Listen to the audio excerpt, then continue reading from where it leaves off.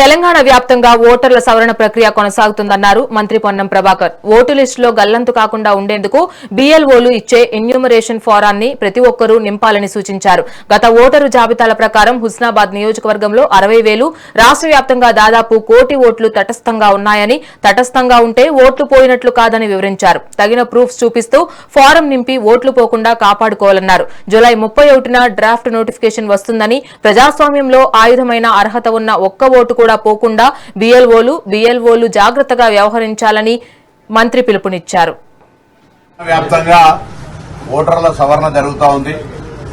తెలంగాణ ఓటర్లందరూ ముఖ్యంగా హుస్నాబాద్ నియోజకవర్గానికి సంబంధించిన ప్రతి ఓటరు 2 ఫోటోలు సిద్ధం చేసుకుని ఎన్నికల కమిషన్ నుంచి వచ్చేటువంటి బీఎల్ఓకు సహకరించి, పార్టీ నుంచి వచ్చేటువంటి బూత్ లెవెల్ ఏజెంట్కు సహకరించి ఆ ఫారం దానికి సంబంధించినటువంటి ఫామ్ నింపి మీ ఓటర్ లిస్టుల్లో గల్లంతు కాకుండా చూసుకోవాలని కోరుతా ఉన్నా. ఇప్పటికే రాష్ట్రంలో 1 కోటి ఓట్లు తటస్థంగా ఉన్నాయి. ఈ నియోజకవర్గంలో కూడా 2002, 2025 ఓటర్ లిస్టుకు సంబంధించి 61,000 ఓట్లు తటస్థంగా ఉన్నాయి. కాబట్టి తప్పకుండా ప్రతి ఓటరు, ప్రతి గ్రామ పౌరులు తమ ఓటు హక్కును బీఎల్ఓను సంప్రదించి ఆ ఫామ్ నింపి రేపు జూలై 31 వచ్చే డ్రాఫ్ట్ లిస్టులో ఉండే విధంగా చూసుకోమని చెప్పి సందర్భంగా విజ్ఞప్తి చేస్తాను.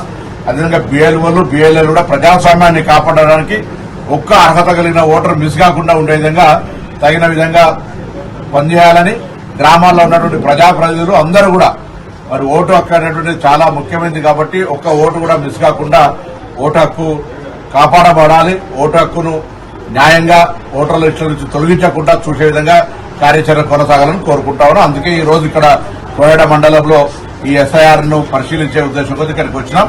ఇక్కడ బీఎల్ఓ గారు, బీఎల్ఏ గారు కూడా ఇక్కడ ఓటర్లకు తిరిగి ఫామ్స్ ఇచ్చి దాని మీద 2002, 2025 పట్ల అవగాహన కలిగిస్తా ఉన్నారు. తప్పకుండా నాకు నమ్మకం ఉంది, ఎక్కడ కూడా ఓటు మిస్ కాకుండా ఓటు చేస్తారని. దాని లోపల అందరూ భాగస్వాములు కావాలని కోరుతా ఉన్నారు.